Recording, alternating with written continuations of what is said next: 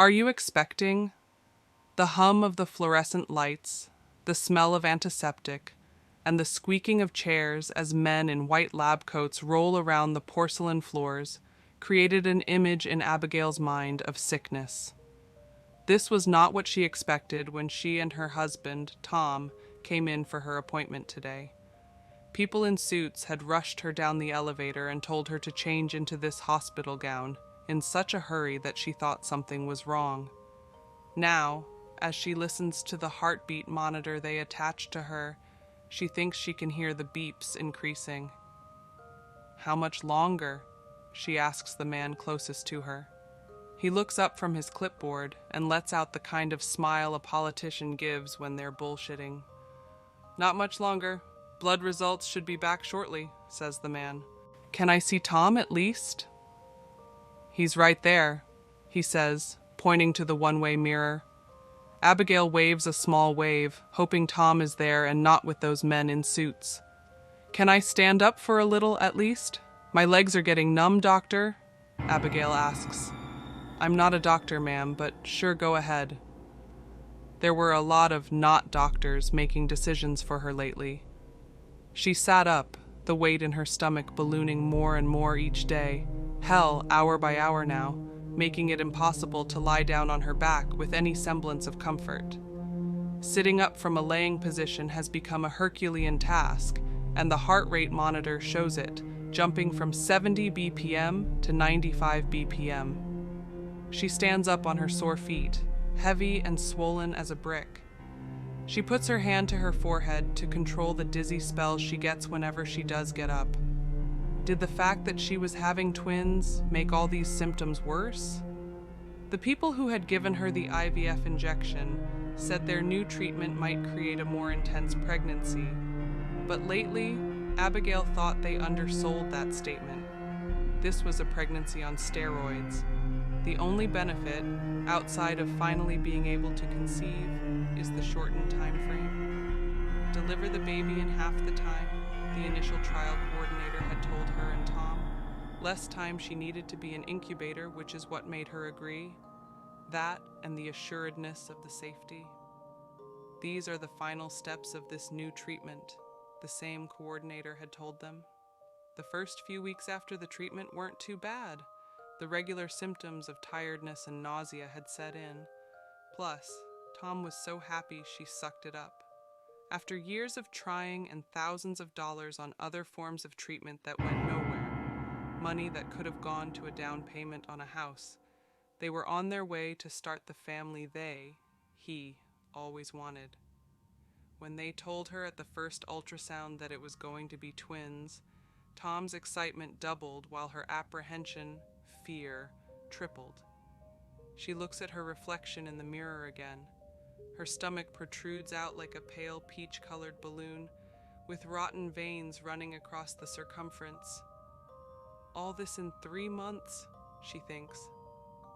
Abigail bends over to a crashing pain, a punch on the inside of her stomach. Grasping at the swelling in her middle, the flesh below her gut curls in and then out like the rolling of a wave. A familiar feeling thogo. Ugh! She exclaims, then sits back down. She reaches for a bottle of water, but her clammy fingers fumble with it, sending it off the desk onto the floor.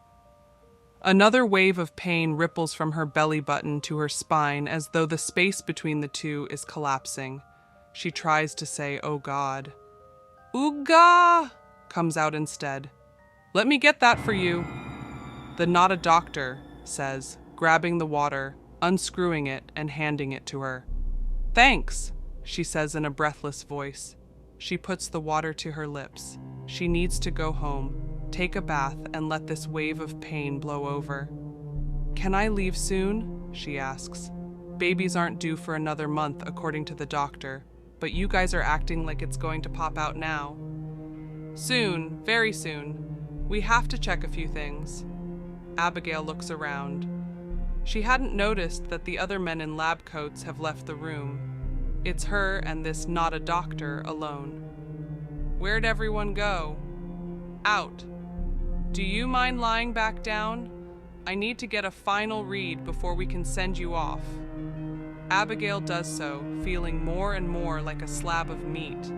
The sound of her heartbeat bouncing off the steel bed makes a thunk. Thunk, thunk sound that matches the beep, beep, beep of the heart rate monitor. She closes her eyes, envisioning a time when she will be at home, her stomach and life back to normal. Clank. Something snaps near her hands. She opens her eyes to see two metal bracelets squeezing her wrist. Hey, what? She tries to speak, but a wave of pain all through her lower half interrupts her. Not a punch, not anything she has felt during the entirety of this pregnancy, as though the babies are eating her from the inside. Graha! She screams. Try and relax, the man says. It will all be over soon. Abigail looks at her stomach. The skin is starting to press forward. What's going on? She cries out. It will be over soon. The man repeats. May 20th, 2035, 9:00 p.m., 9:16 p.m., Dr. Jeremiah Stewart sits down at his cubicle desk with his 7th cup of coffee that day. It's now 9 p.m., and any hope of sleep decreases with every caffeine intake. Not that sleep has been forthcoming this past week. He flips through the latest ultrasound photos. The real ones, not the ones he and his team have been giving the couple. Jeremiah thinks about how happy the couple were when he showed them the photo of their twins. The man had almost bolted from his seat in excitement. Of course it would excite them, Jeremiah thinks. The initial credit check had shown the couple was north of $40,000 in debt for fertility treatment. When Jeremiah had told them that they were accepted as candidates for this new treatment, and not only would it be free, but the two would be getting paid for it, the couple's smiles could have lit up the dank office room Jeremiah now finds himself in. Jeremiah can't deny his elation when the insemination worked. Despite what he told the two, this process was far from a guaranteed success, and without the expedition and funding from the government, it wouldn't be happening at all without people going to jail. And it had all started with such promise. Hell, the initial scans and tests verified all their theories. Gestation was speeding up, and for a brief period, it was twins.